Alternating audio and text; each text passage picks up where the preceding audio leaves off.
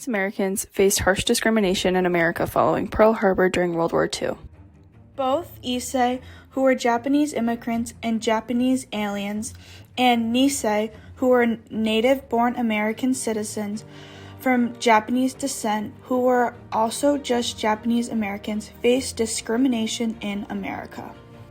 During the war, the U.S. Department of Justice was responsible for enforcing federal laws, gave legal advice to the president and the leaders of government agencies, investigated violations of federal legislation, prosecuted offenders against federal laws, represented the interests of the United States Court, and supervised the activities of the United States attorneys and marshals and judicial districts.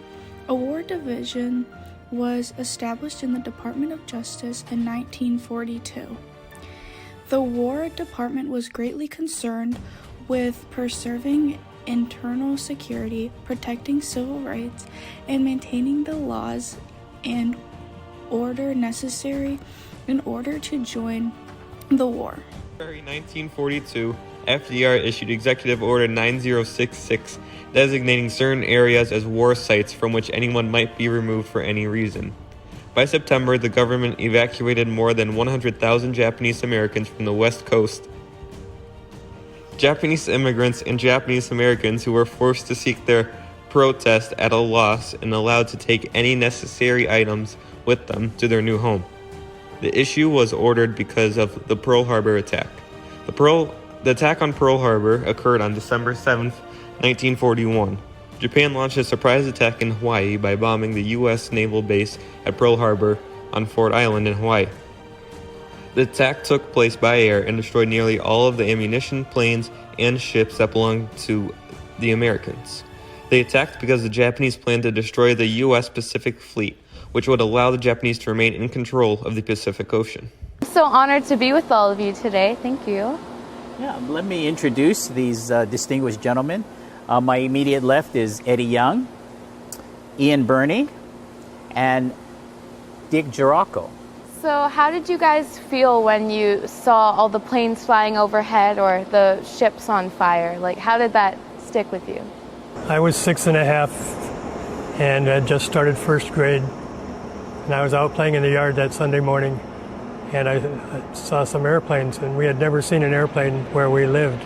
My father was concerned when he heard shells nearby, so he pushed me back in the house, and we listened to our old Philco tabletop radio, and there was a local radio personality named Webley Edwards who kept repeating, "This is the real McCoy, we are under attack.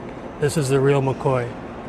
It was a beautiful Sunday morning, and I got out of my house and grabbed my old hand-me-down bicycle, and I looked out in the sky, and all of a sudden I saw this Japanese Zero flying overhead, and my neighbor was next to me. I nudged him, and he was about 23 years old. I was 9, and I told him, "Mr. Milamai, that's a Japanese Zero, because we draw planes at school, and I know that's a Zero." And he said, "No, that's one of ours, Eddie." And finally he looked up and he saw the rising sun under the wings. And later, as I looked toward Pearl Harbor, when the Zero passed over, he went to Pearl, and I saw all the flak in the air. So I knew this was the real thing. In a few minutes, I saw a big plume of smoke go up, went up 200 feet. It was not black, it was red. That was the Arizona, and eventually it turned black. How about you? How did you feel? Well, to begin with, I was in the Navy, and I was in a squadron of PBY Catalina flying boats. We were based here on Ford Island in Hangar 54, which is the next one over from this one. What got our attention first was the noise the dive bombers were making coming down on our seaplane ramp. And we thought it was the Army Air Corps playing tricks on us. They used to come by on occasion and dive bomb us and drop flour sacks on us. So we all run out to front of the hangar and looked up. Didn't realize instantly that they were Japanese. Of course, when they released their bombs, they didn't look like flour sacks. And of course, when they pulled on their dives, they could see the red circle on the wings. Then it was a matter of self-preservation, get under cover somewhere. And there was no cover at all. So as luck would have it, they were putting a pipeline of some sort in out here between the hangars and the runway. And they hadn't put the pipe in it yet. So we all got in that, and basically we were practically underground. So basically what I remember the most was the noise and the concussions. After about an hour, everything stopped. Second wave come over after about 15, 20 minutes. So when that happened, back in the ditch for another hour. So was there any moment during that morning when you really realized that your life was going to be different? When nightfall came, then everyone in the neighborhood was shaking and being afraid that we don't know whether they landed troops or not. And there were rumors about paratroopers going up to the reservoir and putting poison in the water. So everybody started filling their bathtubs with drinking water. We were out of school for a couple of weeks, and I still have an ID issued by the territory on January 7th, 1942, which coincides with when I was fingerprinted and given an ID and issued a gas mask. And I carried that gas mask throughout the war. So thank you all so much for sharing your stories with me, and thank you for your service to the country. You're very welcome. Families of Nisei and Issei were huddled into one-room shacks while single people were herded into rafty bunkhouses. Camp schools were underfunded. Japanese were surrounded by disease due to inadequate bathroom facilities, armed guards, and barbed wire. After President Roosevelt's speech, the House voted 338-1 to declare war, and the Senate joined them unanimously. Germany and Italy declared war on America, allied with Japan in the Axis powers. Americans always targeted the Japanese harder. They were a harder target because they attacked the U.S. directly, and Germany and Italy were just enemies across seas. Japanese Americans faced this harsh discrimination in all but one state, Hawaii. They were 1/3 of Hawaii's multiracial society. They did not lack political clout in this one state. Manzanar, located in Southern California, was one of 10 American concentration camps for Japanese Americans. This location was one of the worst, with 135 of the total 11,070 people who had died at this single camp. Conditions were harsh, with tight living conditions and lack of sanitation, much like other concentration camps. Immigrants coming to the United States could all aspire to someday becoming naturalized American citizens, except one group of immigrants from Asia. And so for all arts and purposes at that time, it was excluding Chinese and Japanese immigrants to the United States. They could not be naturalized. The discrimination in the armed forces did not last long, as the government hadn't lifted the ban in early 1943.